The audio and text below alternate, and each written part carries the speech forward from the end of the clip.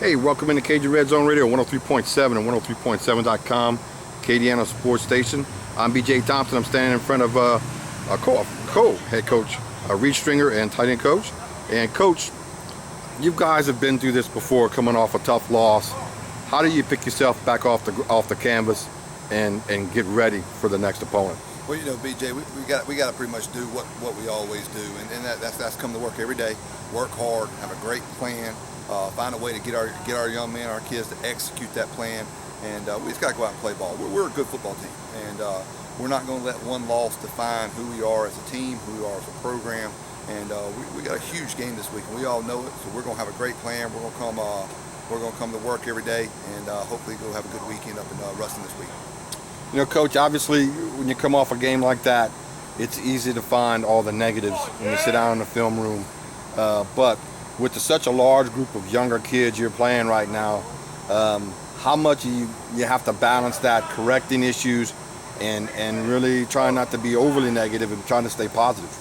Well, we expect a whole lot out of our kids, and they know that, and we hold them accountable for everything we do.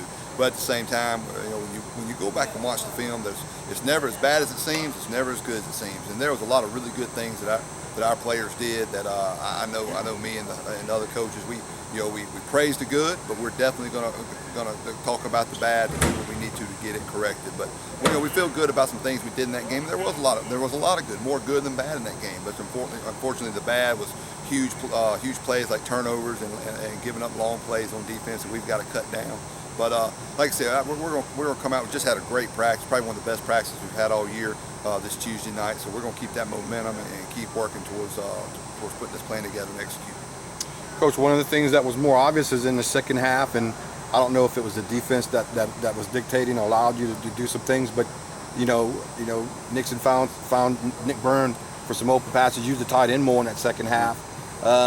Is that something that we could kind of look forward to, because the tight end really hadn't been prevalent in the first two games? Yeah, you know, I mean, I don't know if it's something that's going to be something we see every week. I mean, I hope so. For Nick Byrne and Evan, the other tight ends, because they work really hard and they're really good football players. Do a great job for us in what we asked them to do in the offense. And think about in the first 2 weeks, they ran a lot of routes too. Just the ball didn't come their way, and that's part of it. And they're not going to complain or fuss about it. They're going to come to work every day and do what they need to do to help us win football games. But just any opportunity that they get a chance to make some plays like that, to get the ball in their hands, I know it's a confidence booster for those guys, and hopefully it'll be something for the quarterbacks to feel good about, and maybe if opportunity comes again to get the ball their way. Coach, obviously this week's opponent is the next game, so it's the most important game on the schedule. It sounds cliche-ish, but it is what it is. I don't think you guys need a whole lot of motivation, and most of the kids that were here last year probably don't need a whole lot of motivation to get ready to play for these guys. No, absolutely not. I mean, not only, like you said, BJ, is it the next game, but it's a very important game. Anytime you play an in-state rival, especially a team that you pretty much recruit, every kid you recruit against. And we've had some battles over the years recruiting. We've won some, they've won some, so we know each other's team. But after last year, it is very important that we go out and play well. We do not feel like we prepared properly last year. That's our fault as coaches. We don't think we got the players ready for how important this game was and what type of rivalry game this is. So hopefully we're going to reverse that trend this week. Like I said, we had a great practice. We're going to have a great plan, and I know we're going to be very hungry to play well this weekend in Ruston.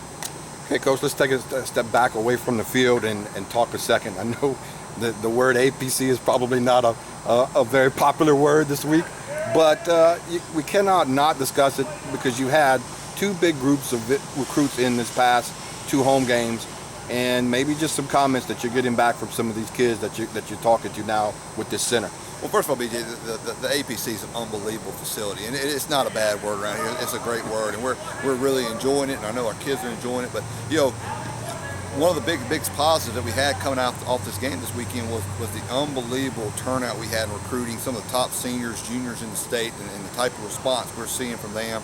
We're able to pick up a big commitment, and possibly another one coming soon from this weekend, just because of the way the facility was, the way the crowd was, the way the game atmosphere was. So that's something we're very proud about and very excited about. And it's only going to help us just get better. This is a facility we need to not only help us function better as a program, but also recruiting and all the things that come to being a big-time program. So we're really excited about it. It's definitely not a bad word. It's just a great facility and all those people that helped us, that put in to help us get that building, that facility. We're really thankful, and we're glad to be in there. Okay, Coach, for us to be successful Saturday, give us your 3 keys. Well, I think number one, we can't turn the ball over. I think that's the first thing we got to do offensively is we can't turn the ball over, and we need to get turnovers. So I think we need to win the turnover margin. I think we need to win the line of scrimmage. Their running back's a very good player, and they got a couple of really good D linemen that we recruited and didn't get, and we know about those guys. And I think we're pretty good front seven. We got a pretty good running back O-line as well. So whoever wins the line of scrimmage, that's going to be a big key. And then I think big plays.